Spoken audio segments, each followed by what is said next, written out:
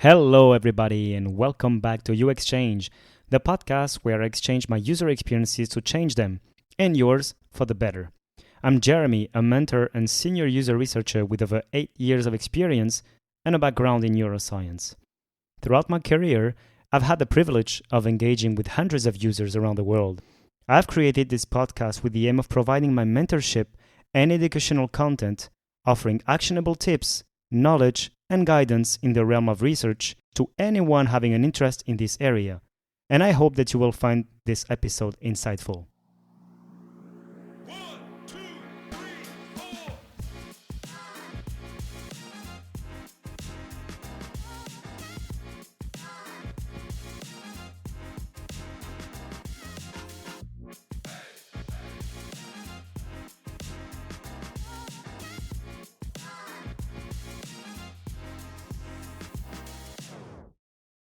Hey, what's up? I'm glad you're back. I'm kickstarting a new series of episodes. So it will be on research strategy. It might be a bit tricky at some points. I find it tricky personally. I'm no expert. So you may want to grab a beverage or take some time and let it sink because we're in for the ride. So I'm starting this series. I don't know how long the episodes are going to be. This is intended to be my learning experience when it comes to strategy. And it will be mainly focused, as always, on research strategy, but it can also apply to other types of strategy like a startup or a company strategy, a personal strategy. So a lot of this will feel theoretical. I'm sorry in advance. However, just know that I have been applying it through the years, and it's better to have some strategy than no strategy at all. Because if you are, let's say, accomplishing your tasks on a day-to-day, and you don't know what strategy you are employing one, it just probably is a very bad one.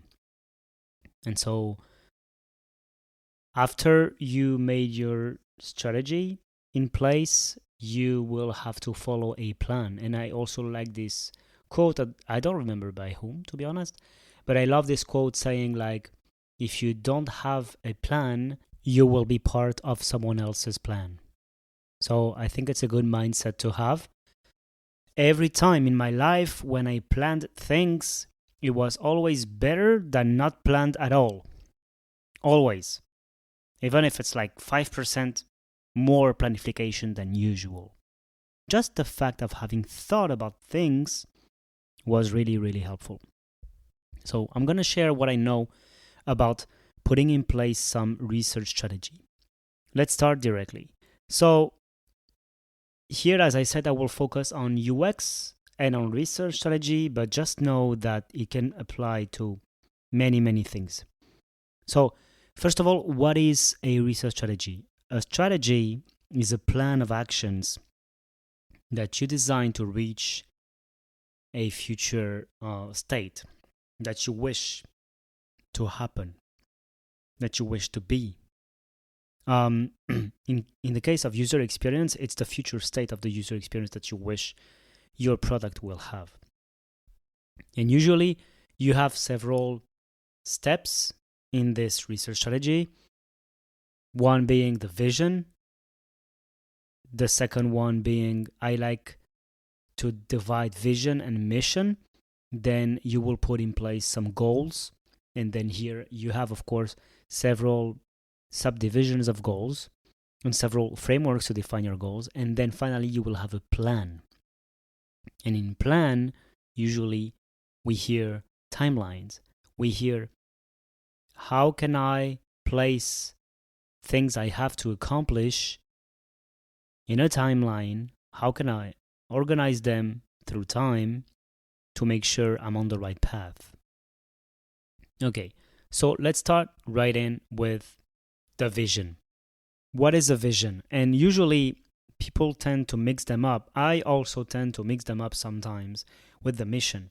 And even if I know conceptually they are different, when it's time to write them, sometimes I still get this mixed up. So again, I'm not claiming to be an expert, I'm just sharing one or two tips. A vision, actually, you have a way to remember it quite easily. So imagine, so the word vision, what does it remind you of? To me, to help me remember the difference between vision and mission, it's simply, a vision is like something you see. It's something you see, and sometimes not so clearly, but at least you see something. You see something, and it's better than not seeing anything. So that's the vision. And it's something, I mean, in this case, when we speak about strategy, it doesn't need to be something super concrete and something that's going to happen tomorrow. A vision is futuristic. And it's like I draw the parallel. If you're walking in the desert and you have vision of water, it's not necessarily accurate, but it's what you're aiming at the most in this very moment. So for me, that's the metaphor. That's the vision. It's what you're aiming at the most in this very moment, and then you will do anything you can to reach that vision. And along the way, you can derail, you can move a bit, you can let's say diverge, but the goal, the ultimate goal or aim is to reach that point. It's like a North Star. That's the vision. So it's a future state where you are going and why. So for instance, we are the next generation e-commerce, and we want people to get access to get delivered their product in the next 2 hours. That could be the vision. So it can be a vision at a certain point in time. It doesn't mean that right now it's the case, but it means that it's something you're aiming at. It probably, a vision will change over time, because when you run research, when you do your feasibility studies and so on, you realize it's not actually possible. So then you have to change, you have to adapt this vision. Okay. And then you have the mission. And the mission is actually what defines your activity right now, what you are currently doing to help you go towards that vision. So, for instance, improving the user experience of ordering online and delivering one customer at a time. So that's the mission. That's what you're doing on a day-to-day. On a day-to-day, you run user research, or you run logistics research, whatever, marketing research, to improve the experience. And that's your mission. That's what you're doing. And then the vision is whatever, providing products to your customers in less than 2 hours. Or maybe it doesn't need to be so well defined in terms of metrics, but that would be the vision. Then the mission is what you're doing right now. And then for you to know if you are reaching that point, you need to subdivide this vision into steps. And so I like to distinguish a bit between milestones and goals, although they can be the same, but not necessarily. So the goals will be, let's say, what will help you determine if you made progress towards your end vision. So it's a way for you to evaluate if you made progress. And a milestone could be a goal, but not necessarily. A milestone is a step along the way, significant step. For instance, we reduced by 50% the pains of the delivery, of the waiting time. It's a milestone, it's a step, but it could be a goal as well. It could also be run 200 user research studies. It's not a goal per se, it's more of a milestone, because the goal is you need to tie it to an outcome, right? I will get into the details of each, but just for you to get a sense of things. And then you have to plan. So you have the vision, the final state you're aiming at. The mission is what you're doing right now to reach that final state. When you subdivide it into several steps, you have milestones. These milestones could be tied to potential outcomes that you want to reach, output and outcomes. So for instance, we will run X amount of user research, and that will allow us to decrease the pain points by X, YZ%, whatever. So these are the goals. And then if you lay them out in a timeline, you have a plan, the path you take to get there.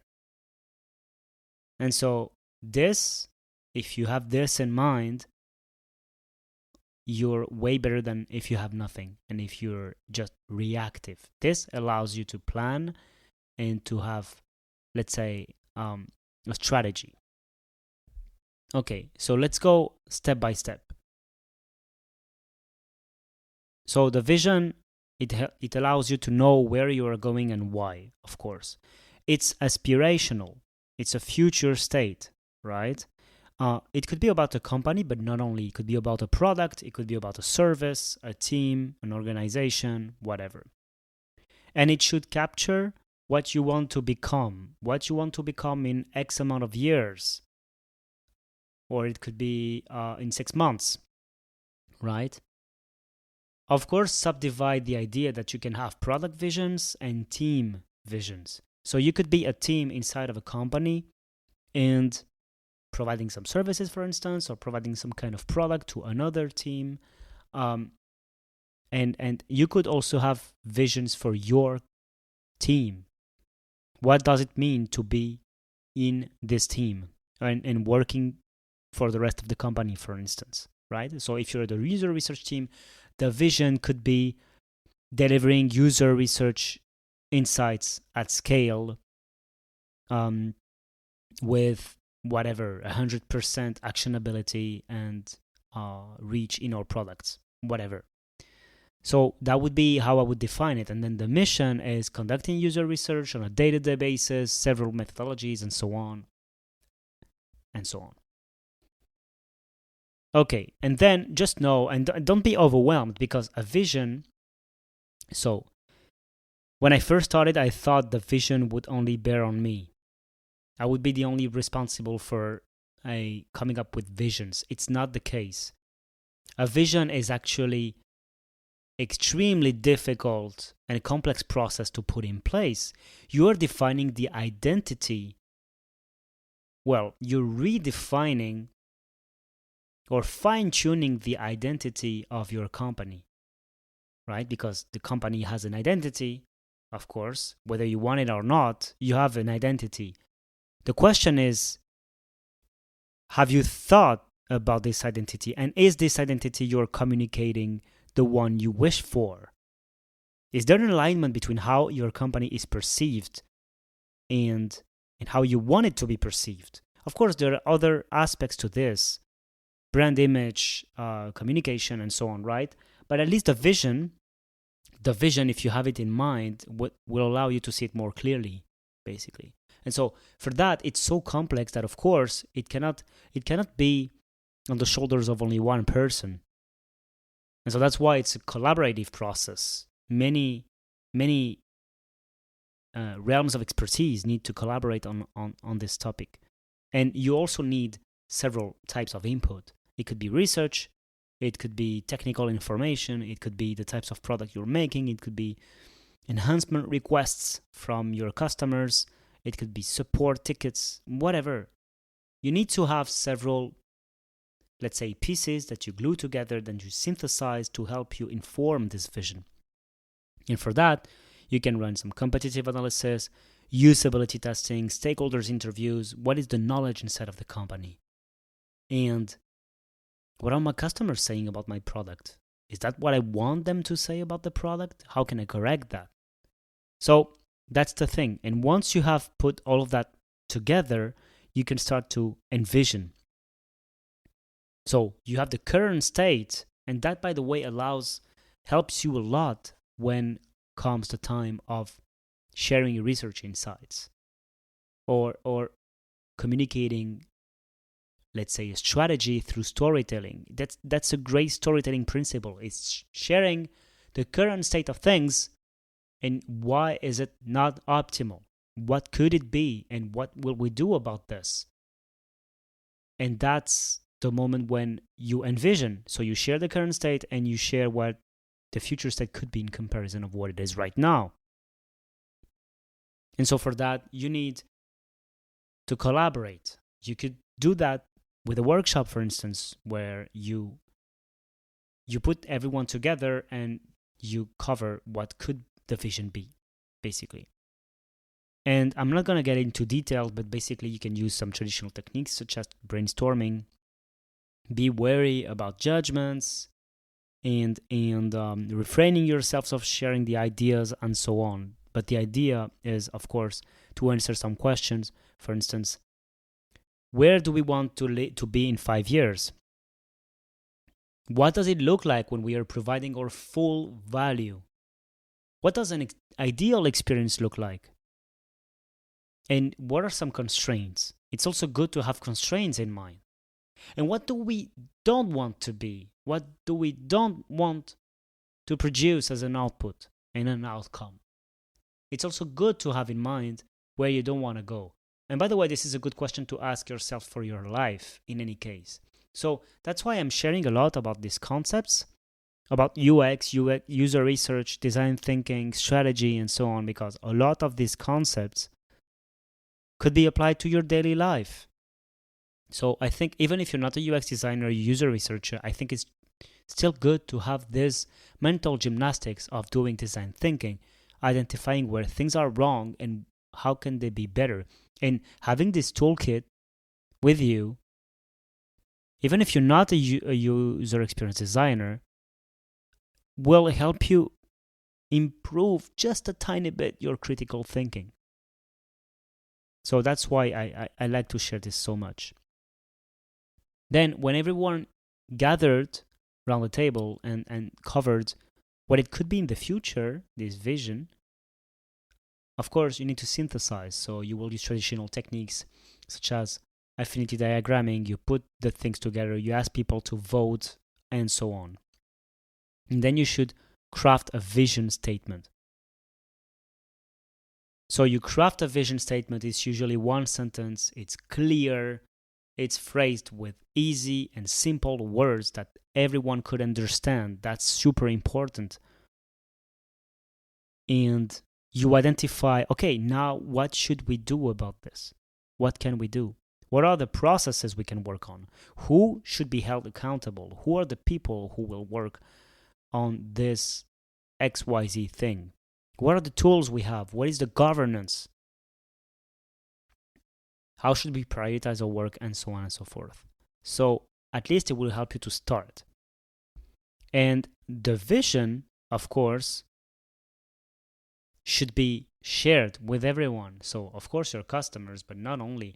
It could be confidential at the very beginning, your vision.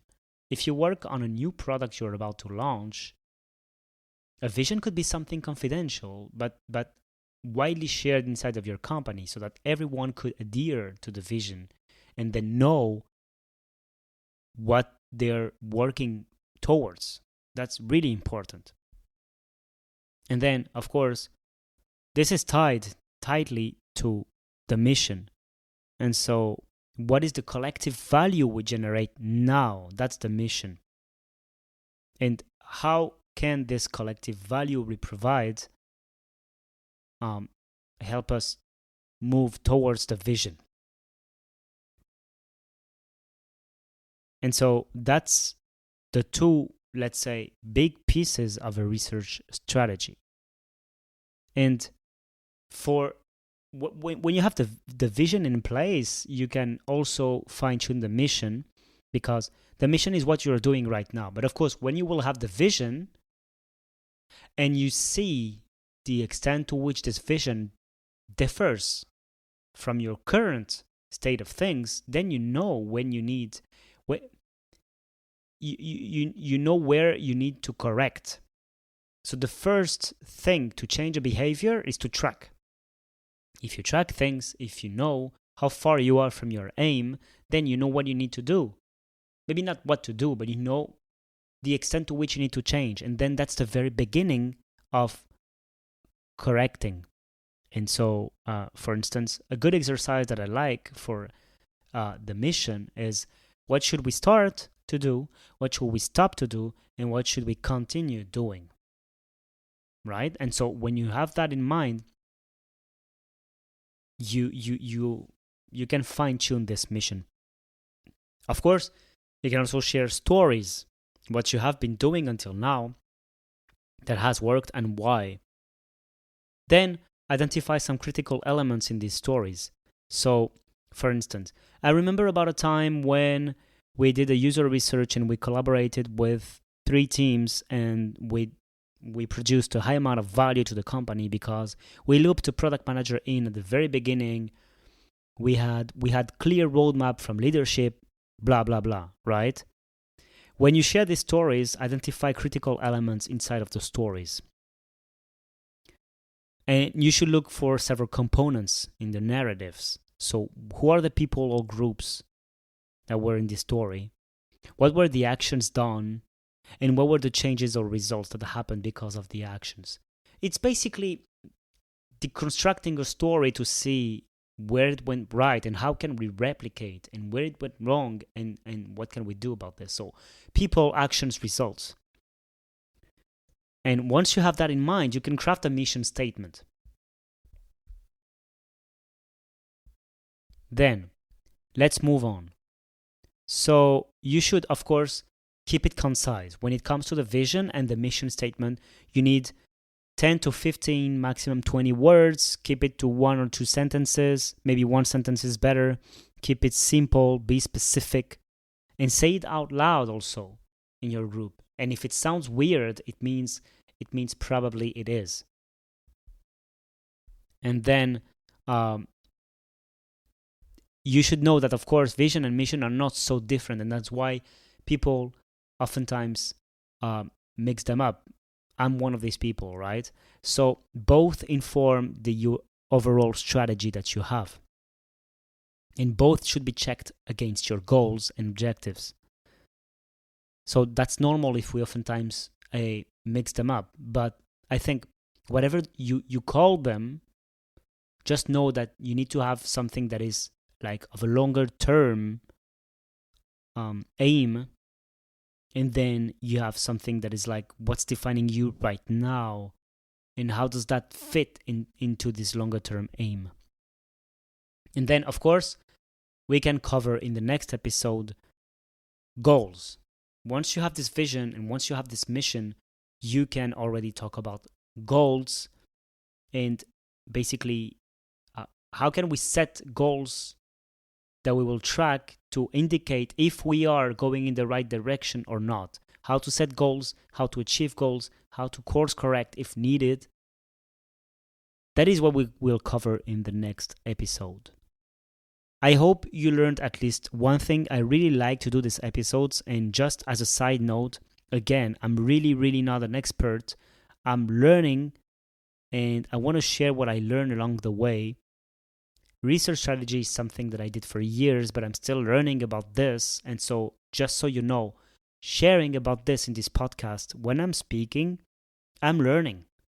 At this very moment, I'm learning, because sharing what I know and trying to explain it with my own words helps me to learn.